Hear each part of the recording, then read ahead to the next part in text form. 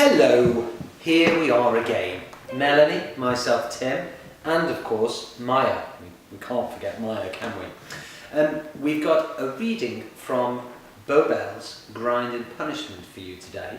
It's from chapter 9, Wham Bam Thank You Man. Melanie. The trouble with the law is that we are losing all these Latin terms. All these lovely, lovely Latin terms, said Lucy, pensively. Harry coughed gently and gulped down some wine. There was something off-putting in the extreme about Lucy tonight. If he'd wanted some Nancy nonsense about classics from a blonde chubster, he'd have tried to cop off with Boris Johnson. Harry could not put his finger on exactly what was troubling him, but then realised that it was Lucy's calm that was the very issue. Good God, the calm! There was no sign of the neediness, the eagerness, the slightly over-enthusiastic tendencies and other slightly annoying characteristics of the stereotypical female that Harry had safely stored in his prejudices. Lucy wasn't even angry. She was calm. It evoked a horror film just before the ghost suddenly appears. The tension was building. She was in control of her thoughts and her feelings, and oh Christ, she probably had a plan. Harry blinked. Was she no longer in thrall to him?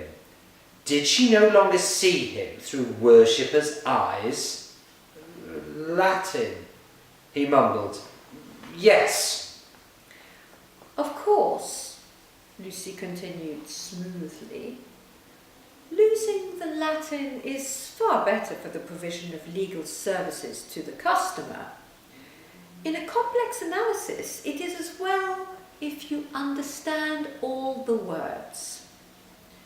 But there are 3 little words that you need to understand, Harry.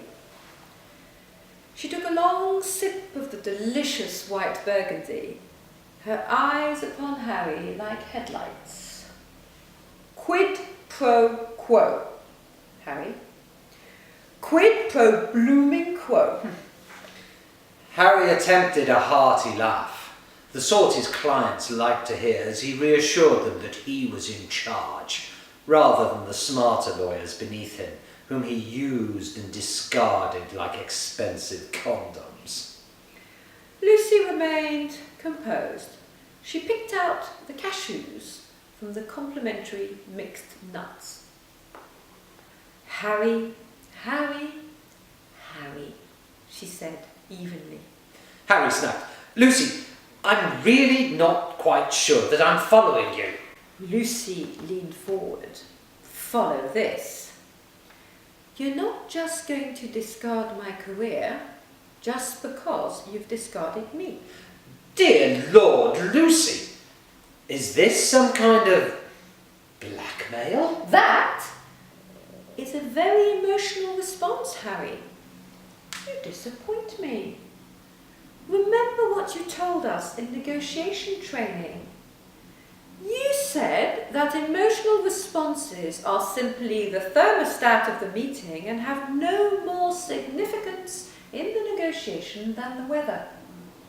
You specifically mentioned that one person's blackmail is another person's use of legitimate commercial pressure. She sat back and smoothed her skirt. We're grown-ups here, Harry, and it's time for you to sit up and listen. Waiter! Yes, hello? Yes, this gentleman is kindly buying me a bottle of champagne. Yes, it's a special occasion. I've just had some good news from work. Why, thank you. Harry stared at Lucy in some confusion, but waved a weak confirmation at the helpful young man serving them. Lucy cast her eyes skywards, gathering her thoughts. Let me explain this to you, Harry, because I think you've misread the position. Let's be clear. She offered a half-incredulous grin at him. You came after me. I was happily minding my own business. Now, I appreciate that we all have issues and urges. I know we ask ourselves questions that make us ripe for therapists to make fortunes out of, as if it were ever possible to fully understand another human being. But you, Harry, you wanted a fling with me, in the office, and you very deliberately chose me. She raised her shoulders as if to say, all of this was extremely self-evident. You may very well have believed that you could pick me up and set me down. That's not inconceivable, Harry. But what I'm curious about is that you appear to be finding it difficult to understand that I may have some conditions too. Perhaps I too come with standard terms and conditions, Harry. Now, how about that? There is a quid pro quo, Harry. Actions have consequences. Now, you may call it blackmail. I call it self-defense. What's in the name? I'm sure we could, in reality, compromise. We might call it deferred blackmail. It's not the real thing. It is but a pale shadow of blackmail. Pale mail, if you will. She waved a hand, almost as if to hurry her train of thought along. All you had to do, Harry, is weigh up the consequences. Life is full of risks. I'm not some silly little insecure woman who will slink away, heartbroken. I'm not a bunny boiler either, unless you make me into one. But, and here's the rub, Harry, I have contributed significantly to your happiness, and on a couple of occasions, I have even felt something for you. The way this works in my world is that I get something in return for that. If you think that that is morally deficient, may I simply point out to you, you big, superior Oxbridge numpty, that people in glass houses shouldn't throw stones. In a nutshell, my dear leader, I am no better or no worse than you. I am no different to you, and just like you, I shall profit from the spoils.